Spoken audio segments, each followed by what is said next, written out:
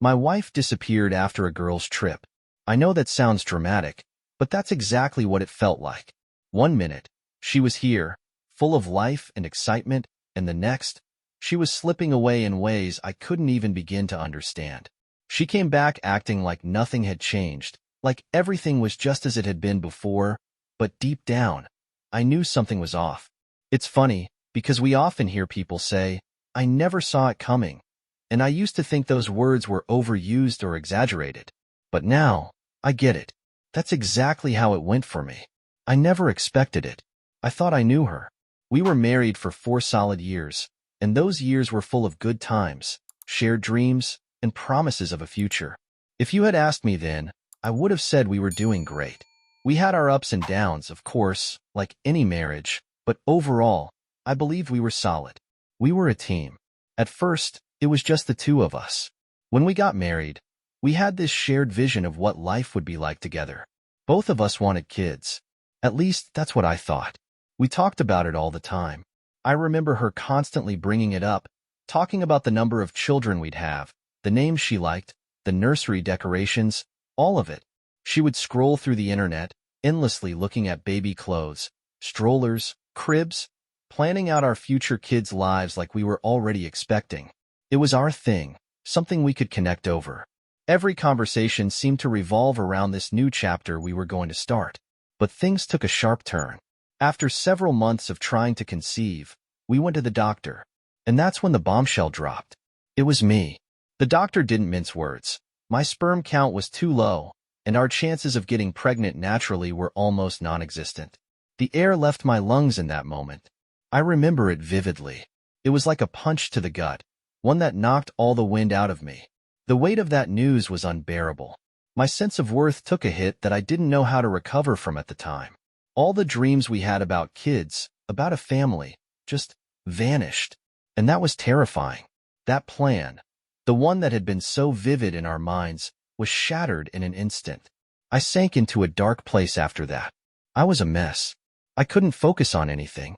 It was like the rug was pulled out from under me, and I was left floundering. For weeks, I couldn't find my footing. I withdrew from everything and everyone, even her. My wife tried to be supportive at first. She said it didn't matter, that we would be fine, just the two of us. I wanted to believe her.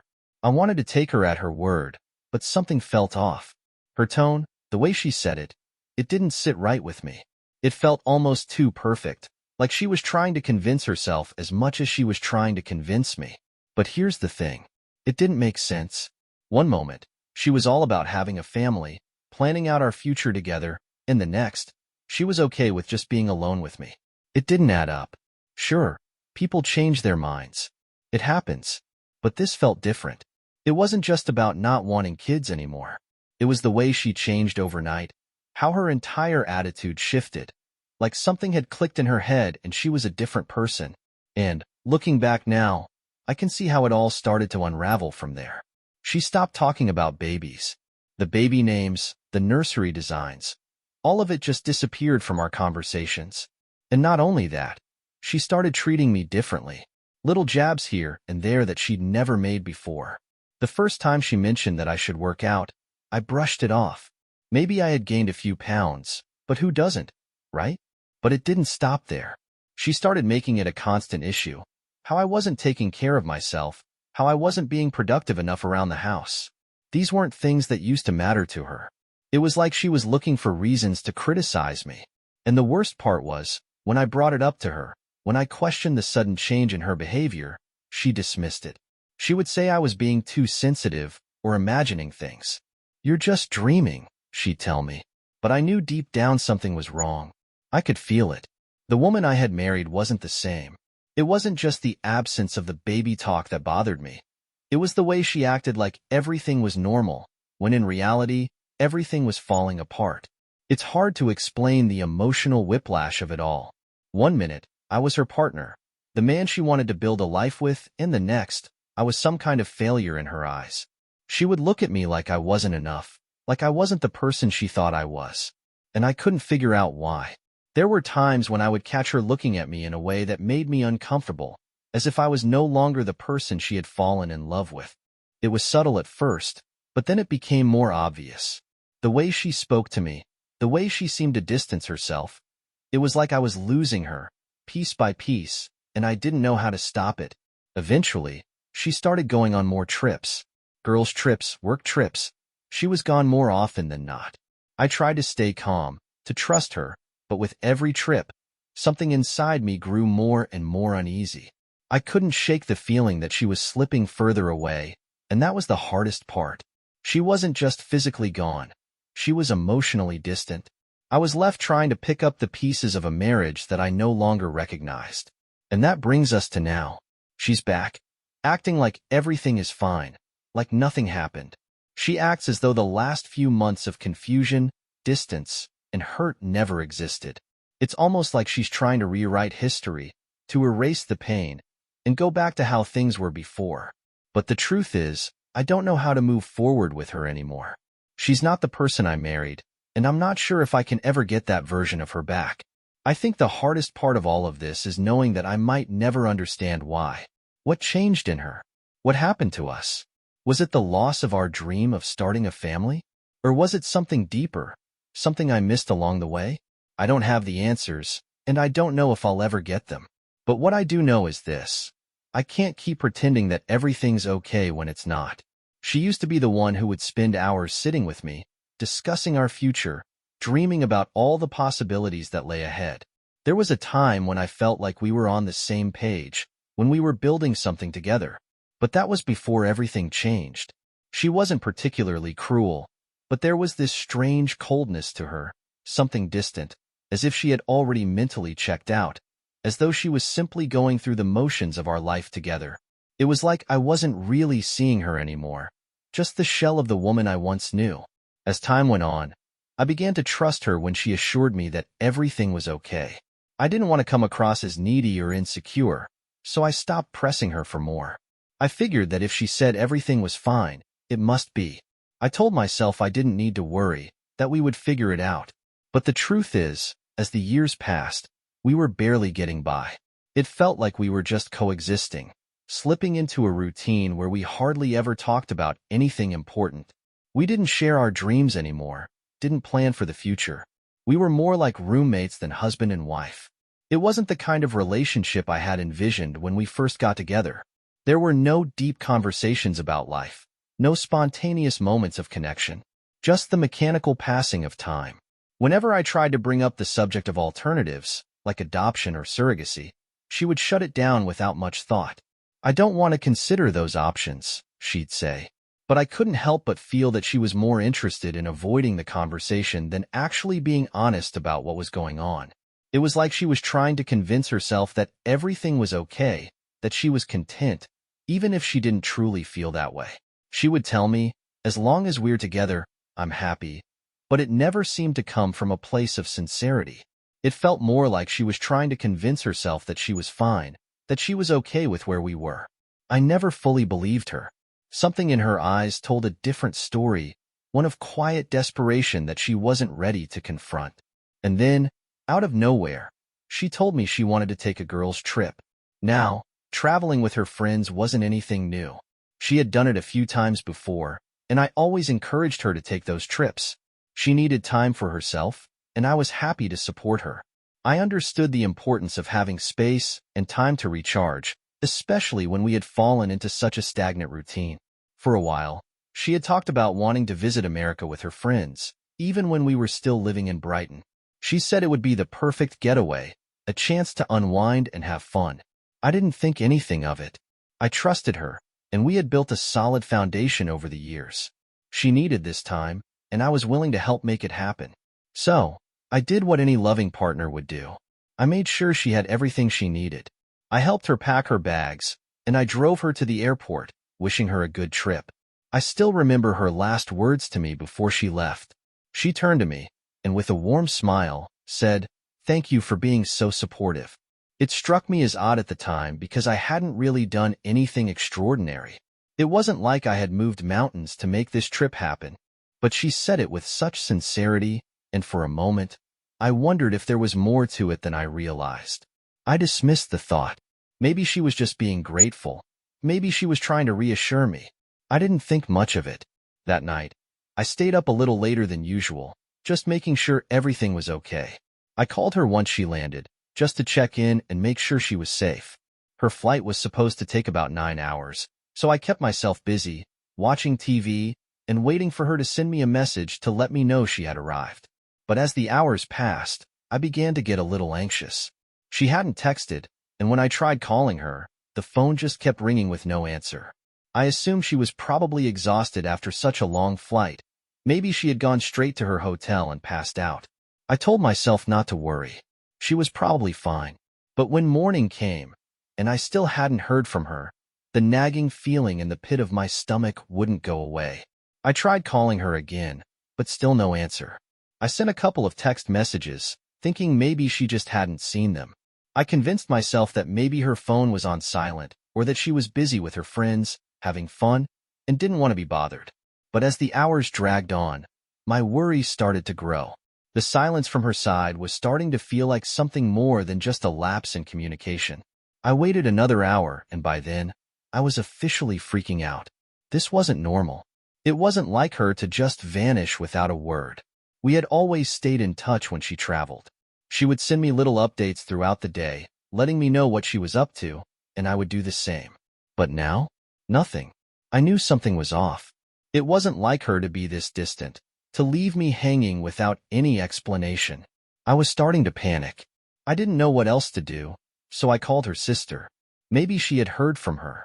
I needed to know if she had gotten there safely, or if something was wrong. But when I asked, her sister sounded just as confused as I was. She hadn't heard from her either. I could feel my heart start to race as a sickening thought began to creep into my mind. What if something had happened to her? What if she was in trouble? I didn't want to jump to conclusions, but the longer I waited, the more I realized I had no idea what was going on. No one did. The next few hours were a blur of anxiety and frustration. I didn't know what was happening, but I knew one thing for sure. Something wasn't right. I couldn't shake the feeling that she was slipping away from me, and no matter how much I tried to convince myself otherwise, the truth was that I had no idea what was going on with her, or with us anymore. By this point, I was really starting to lose it. I couldn't shake the feeling that something had gone terribly wrong, but I was desperate for any explanation that didn't involve the reality of what was happening. I clung to the hope that maybe something had gone wrong with her phone, or perhaps she just hadn't had time to check in. I even reached out to her supposed travel companions, hoping for some kind of confirmation that everything was fine. But when I called them, they were just as confused as I was. They hadn't traveled with her. They were back home, enjoying coffee, just 2 streets away. That was when it hit me. She wasn't traveling with anyone. She didn't have any friends on this trip. She hadn't gone anywhere with anyone. She simply vanished. My stomach dropped in that moment. It felt like the ground beneath me had crumbled away, and I was left floating, lost. I just sat there holding my phone, unable to comprehend what was happening. Why would she tell me such a lie? Why wouldn't she have notified me before leaving? Was she really trying to protect me, or was she simply covering her tracks? I tried to convince myself that it was some kind of mistake. Maybe she missed a connecting flight, or maybe there was some emergency that kept her from reaching out. But deep down, I knew this was all planned. The thank you for being so supportive, the talk of a girl's trip, it all felt like part of whatever scheme she had created in her mind. I couldn't deny it anymore. I was at a complete loss for what to do. It was like waking up from a nightmare, except I couldn't wake up. I'd never married a woman like this. The woman I thought I knew was gone. The coldness in her actions, the way she'd stopped discussing our future, the little jabs she'd made about my appearance and health. Suddenly, all of it made sense. I had been blind, or maybe I just didn't want to see it. Maybe I hadn't wanted to face the fact that she had been drifting away for a long time. But now, there was no denying it. I spent that night staring at my phone, hoping for a call, a text, anything that would reassure me that this was all just a bad dream. But nothing came. And as the hours ticked by, I knew in my heart that nothing would come. I remember lying there, staring at the ceiling, praying that I would wake up and find everything was back to normal. But when I woke up the next morning, the empty side of the bed was a painful reminder that she was gone. The promises I had made to myself the night before, that maybe she was just running late, or that perhaps her phone had died, no longer held any weight. The truth was staring me in the face. She had planned this. She had packed her bags, walked out, and left without a word. I was in complete denial for the first few days. I kept calling her phone, hoping that I would hear her voice, that she would answer and explain everything. I even left messages, lots of them. I told myself that she just needed time, that maybe she was just overwhelmed and didn't know how to talk to me. But with every ring, with every unanswered call, my hope began to fade. Silence became my constant companion. It felt like she had turned into a stranger, someone I didn't even recognize anymore. And I was left here, alone, with no explanation. Her family was just as shocked as I was. They hadn't heard from her, and even her mother didn't know anything about the trip. I spent days going to her mother's house, trying to get answers. I would sit there, unable to find the right words, while her mother prepared meals for me, doing her best to take care of me. Sometimes I just couldn't speak. I was so numb. I would sit there in silence, lost in my thoughts, trying to understand what had happened. My mind would race through all of our conversations, all of our arguments, wondering if there was something I missed. Maybe there was a sign I didn't catch, or maybe I wasn't paying enough attention to her. I kept replaying everything in my mind, trying to figure out what went wrong. There were moments when I oscillated between rage and despair. I would get angry at her for leaving, for not giving me any closure, but then I would feel this overwhelming sense of guilt, like I had somehow failed her. I kept asking myself what I could have done differently. What could I have said or done to make her stay? Was it my fault? Could I have saved our marriage? I became consumed with these thoughts. It was like a puzzle I couldn't solve. I kept telling myself that if I could just figure out what went wrong, maybe I could fix it, maybe I could bring her back. But no matter how much I thought about it, no matter how many times I replayed our conversations, the answers never came. It was like I was chasing something that didn't exist anymore. I couldn't change the past, no matter how much I wished I could. I hardly ate or slept. I couldn't focus at work, and it showed. People started to notice. When they asked how I was doing, I would just brush it off, saying that I was dealing with personal matters. Admitting the truth, that my wife had left me without a word, felt too embarrassing. I didn't want to admit how badly I had been hurt. I eventually told a few close friends, hoping they could help me make sense of everything. They tried to distract me, inviting me out to hang out, to take my mind off things. But even when I was with them, I couldn't stop thinking about her. Where was she? What had happened? Why wasn't I enough to make her stay? Those questions gnawed at me, even when I was surrounded by people. The worst part was the constant stream of questions from people I barely knew. Neighbors, relatives, acquaintances, even former coworkers. Everyone seemed to ask the same thing. How's married life treating you? How's your wife? I would force a smile and say everything was fine, but each time I repeated that lie, it felt heavier. I felt like a fraud, like I was living in a world that didn't belong to me anymore. In the end, the only thing that seemed to help was therapy. I had never been to therapy before, but after months of barely functioning, I realized I couldn't handle it on my own. I needed someone impartial, someone who didn't know all the baggage I was carrying. So, I contacted a therapist and started attending sessions once a week. It wasn't easy at first, but it was helpful. I was able to express my rage, my betrayal, and the empty space she had left behind. I would talk endlessly about the restless nights I spent, staring at the ceiling, reliving everything over and over in my mind. Through therapy, I began to understand that she wouldn't have stayed if it had been some magical moment. It wasn't my fault. She made the choice to leave. That was a difficult truth to accept. For so long, I had convinced myself that I was somehow flawed, that I had pushed her away, but over time, I began to see things differently. I realized that I had ignored her coldness, hoping that things would get better on their own. I had tried to carry the weight of our marriage by myself, believing that my efforts would be enough to fix everything. But the truth was, it wasn't. As time passed, I slowly started to rebuild my life, piece by piece. It wasn't easy.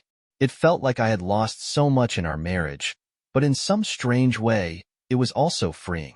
I had always been the one trying the hardest to make sure she was happy, to make sure our home life was comfortable. But now, with all this newfound free time, I was at a loss for what to do.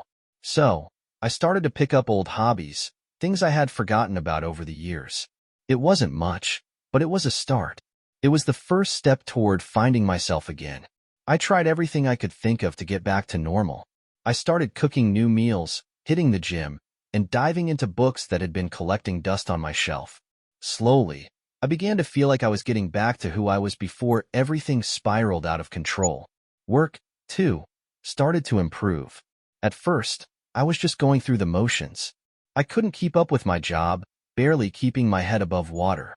But as I began to feel more like myself again, I threw myself into work. It felt like the only thing I could still control, and that sense of accomplishment, however small, kept me going. I'd always been good at what I did, but now I gave it my all. The long hours, the focus, it all paid off. I got a promotion, something I never would have achieved if I had spent the last few months sulking about my personal life. Even so, there were still painful days. An old picture, a movie ticket stub, or some small thing would trigger memories of her, memories I was trying to bury. I would look at these items and question her actions, wondering if she ever considered me, if she ever felt guilty for leaving me the way she did. Those thoughts were hard to shake, and there were moments when I would revisit them, unable to stop myself. But gradually, those moments began to fade. I was able to let go of the memories a little faster, to move on a little more easily each time. I started reconnecting with people I hadn't seen much of since I got married. We went hiking, hit the golf range, activities I hadn't done in years. Being around friends who weren't tangled up in the mess of my past gave me the support I needed to keep moving forward. They helped me focus on the present, not pull me back into the agony of what had happened. In hindsight, I realized I had invested too much of myself into that relationship, into being her spouse. When she left, it felt like she took a part of me with her. But little by little, I started to rediscover who I was. It wasn't a quick or easy process, but I was making progress. By the end of that year, when I looked in the mirror, I didn't see the same man I had been before. I wasn't just the guy whose wife had left him. I had rebuilt my life. I had survived. And, surprisingly, I was stronger. For the first time in years, I felt like I could live my life on my terms, without her shadow hanging over me. I took pride in that. I truly believed I had moved on, that I had left everything behind. Life, as chaotic as it had been, was starting to feel normal again, or at least as normal as it could be. My work was going well. My friends kept me busy, and I had fallen into a steady routine. Even the constant thoughts of her had stopped. Of course, I still had occasional flashbacks to odd memories, but they weren't as frequent as they had been. For the first time, everything I did wasn't tied to her. I thought I had finally come to terms with everything. So, you can imagine how much of a shock it was when she showed up at my door one Saturday morning. There she was, standing at my doorstep, holding a baby. For a moment, I froze. It felt like I was seeing a ghost.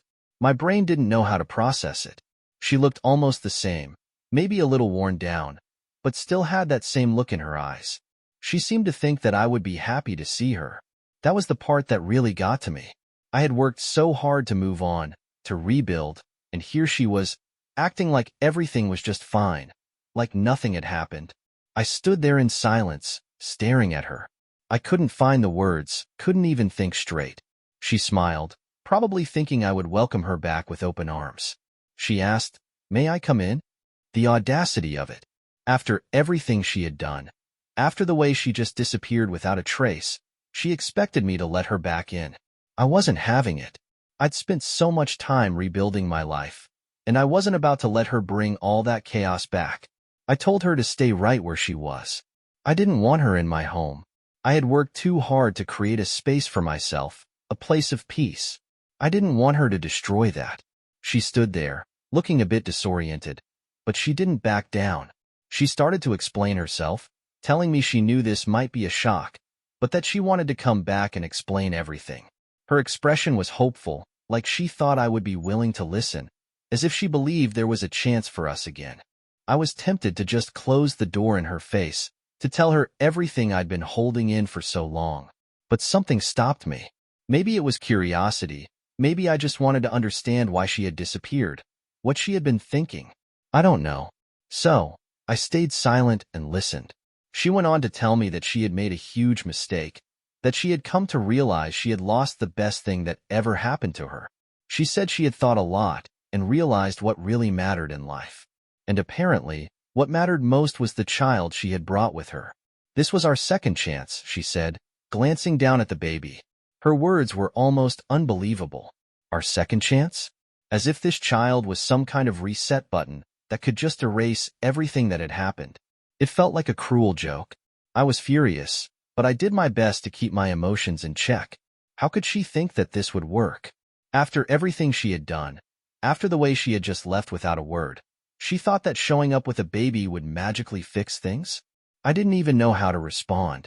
I was angry, confused, hurt, and honestly, I felt a little betrayed all over again. But she kept going, insisting that we could start over, just the three of us. The nerve of her. She stood there in front of me, clutching the baby, telling me that she wanted us to be a family again. I couldn't believe it. After everything that had happened, after everything she had done, she thought she could just waltz back into my life like nothing had changed. I'd been torturing myself for years, trying to figure out why she left, and now, standing there before me, I needed answers. I had to hear it from her. I tried to keep my voice steady, but the anger and confusion were bubbling up inside me. Why did you leave? I finally asked, the question that had been gnawing at me ever since she walked through the door. She hesitated for a moment, her eyes drifting down to the ground, clearly uncomfortable. Then, after what felt like an eternity, she finally told me the truth, or at least, her version of it. She said she had left because she wanted a child, and she had found someone who could give her one. Because you couldn't, she stated flatly, as if it was the simplest thing in the world. The words landed like a slap. She said it as though it meant nothing, like it was no big deal, as if she hadn't just destroyed my life, shattered everything I had worked for. She didn't even flinch as she said it, like it was just another fact in her story. She went on to explain that the man she had left me for hadn't stayed, but by then, she had already had the baby. Now, suddenly, she realized she wanted me back. The way she said it, so matter-of-factly, was almost too much to bear. My mind raced as I tried to wrap my head around it. She left me for another man, had his child, and now, just like that, she thought everything could be fixed, as if the past had never happened. So you left, found someone else, had his baby, and now you think you can just come back and pretend like nothing happened? I asked, my voice rising despite my efforts to stay calm. She broke down in tears, apologizing over and over, admitting that she had made a huge mistake. But it wasn't enough. I remained unmoved.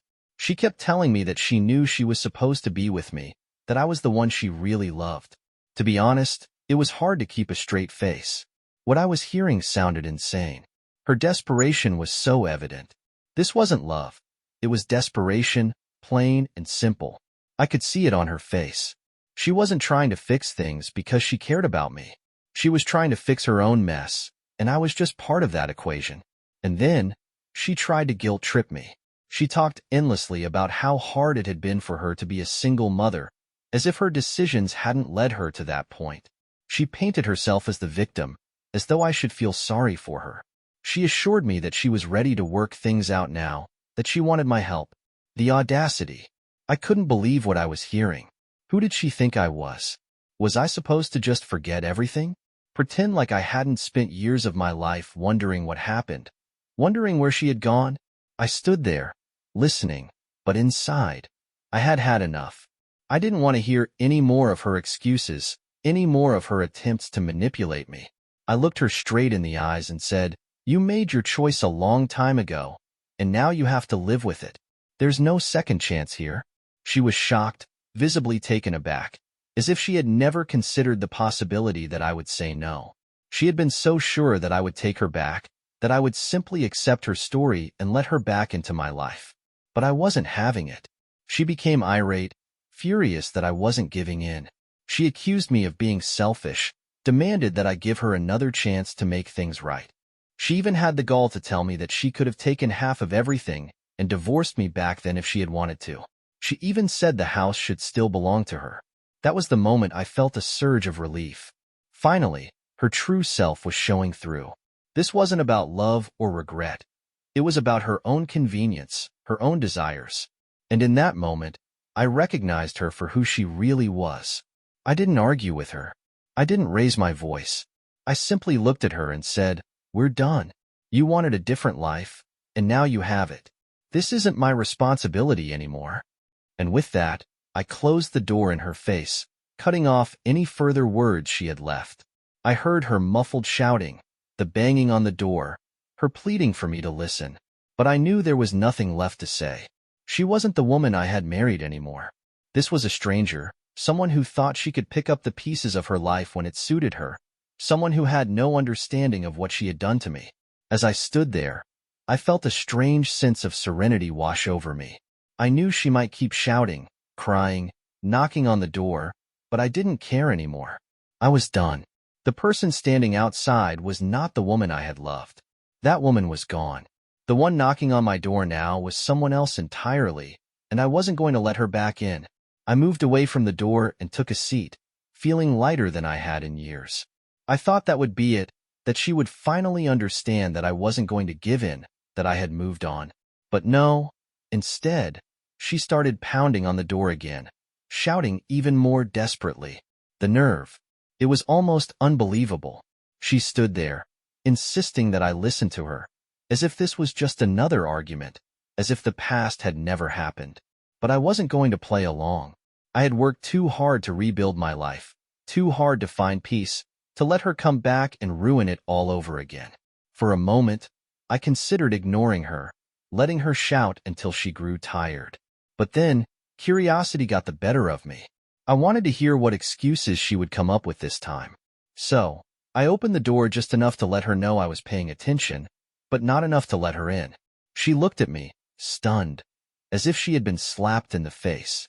She began a long monologue, talking about how she could forgive me for shutting the door on her, about how we could start over if we both worked hard enough. I couldn't hold it in any longer. I laughed. It was a bitter, disbelieving laugh, because this woman had more nerve than I had ever seen. She truly believed that she could just waltz back into my life, and everything would be fine. She didn't understand that I had already moved on, that I had found peace without her. She wasn't going to destroy that. When I laughed, her reaction was one of pure rage, as if I should feel guilty for not giving her the attention she felt she deserved. She stared at me, flushed with anger, and began to talk about how lost she had been after leaving, how she had only realized her mistake too late.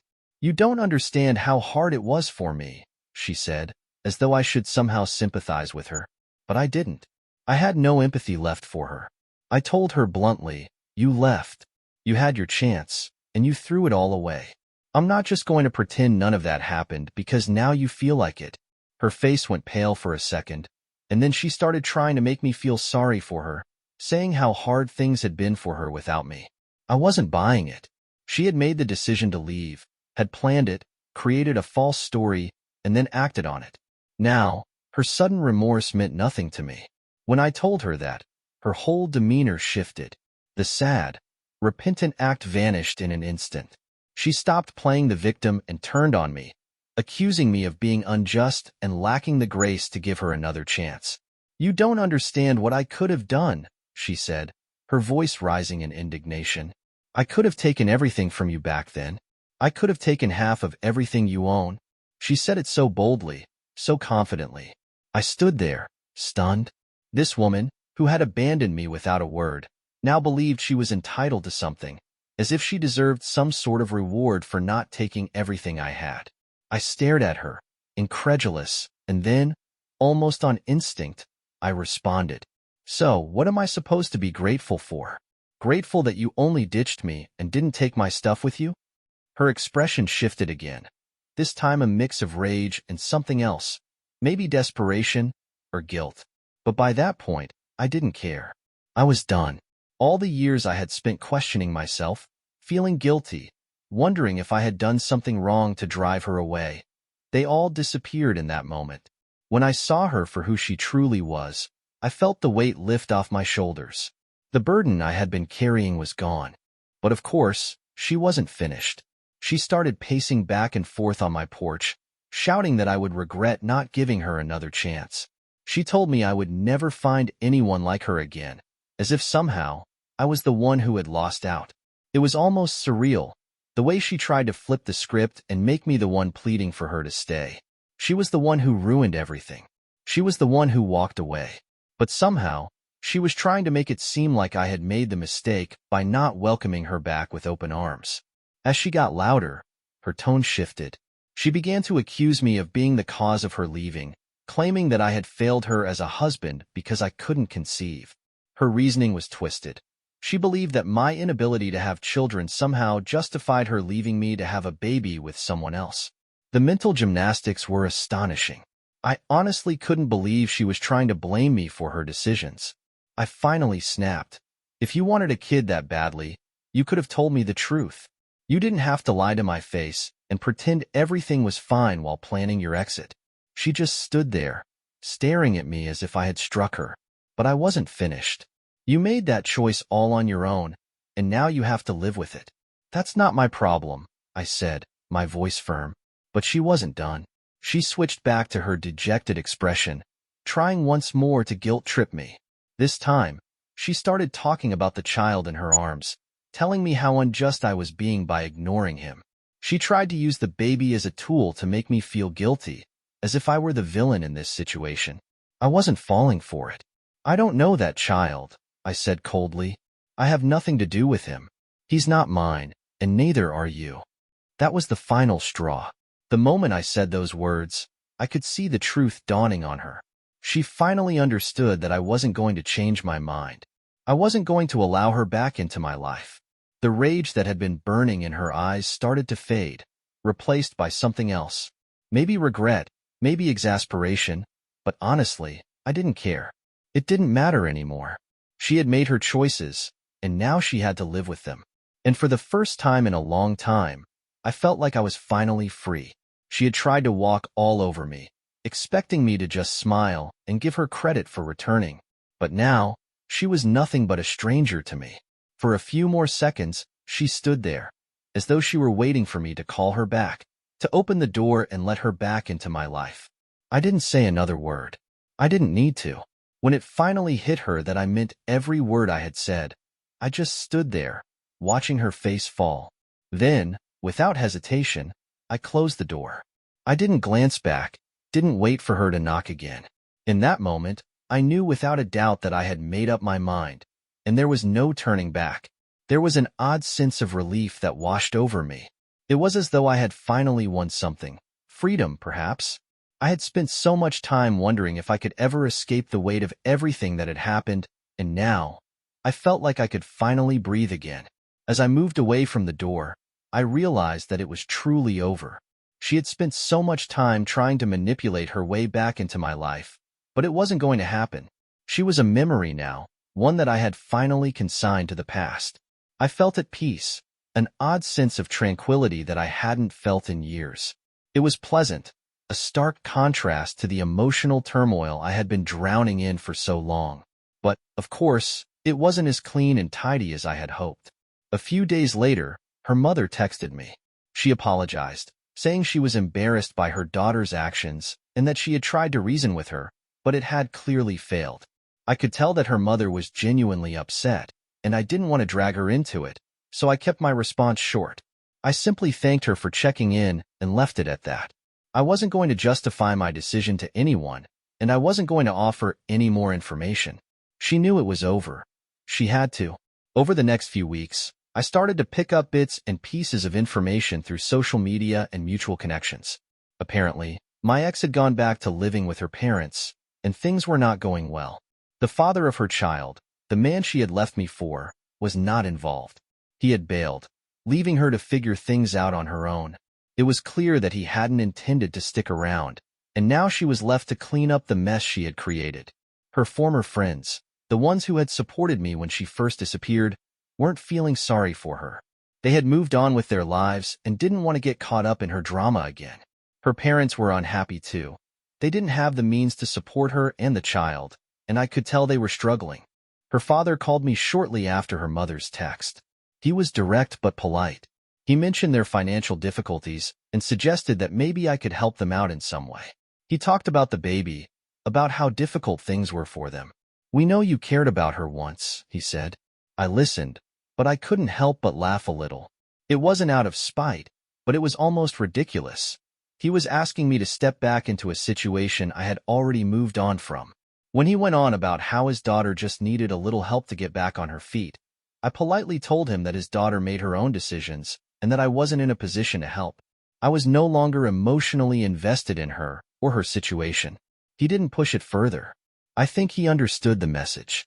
Then, her friends, people I hadn't spoken to in years, began reaching out.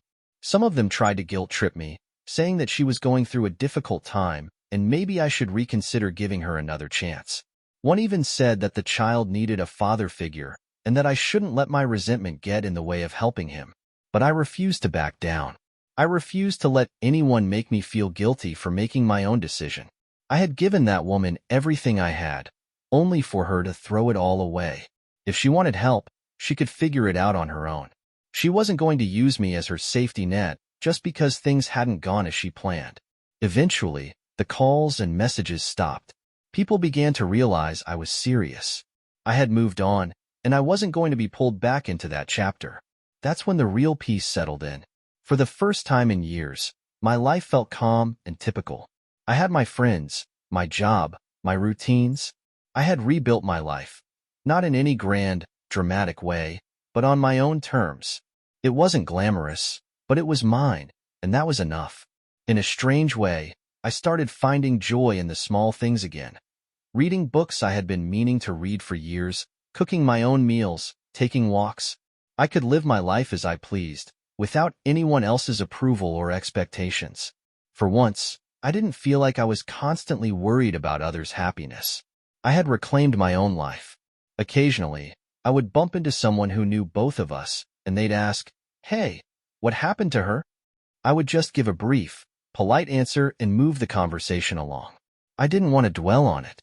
That chapter was over, and I wasn't interested in reopening it. I wasn't hiding anything. I had simply mastered the art of leaving the past where it belonged. Weeks went by, and I heard from mutual acquaintances that she was still struggling. She was bouncing between her parents' house and friends' couches, unable to keep a job. Some people messaged me to let me know she was seeking help from anyone who would listen, hoping I might reconsider and play the role of the father figure for her child. But I wasn't going to fall for it. I had already invested too much time and energy into rebuilding my life. I wasn't going to be dragged back into her chaos. Her safety net was not going to be me. She made her choices, and now she had to live with them. I wasn't going to be the one to pick up the pieces. No one was going to pull me back into that situation, no matter how much she tried to manipulate others into feeling sorry for her. Ultimately, I had received the closure I needed. She was now dealing with the consequences of her actions, and I was free. Free for the first time in years. I had let go of her, and I had finally moved on, and that, in itself, was enough. Do you think I made the right decision by shutting the door on my ex after everything she did? Or should I have given her a chance to explain herself and try to rebuild? If you were in my shoes, would you have walked away for good? Or would you have tried to make things work for the sake of the past and the family?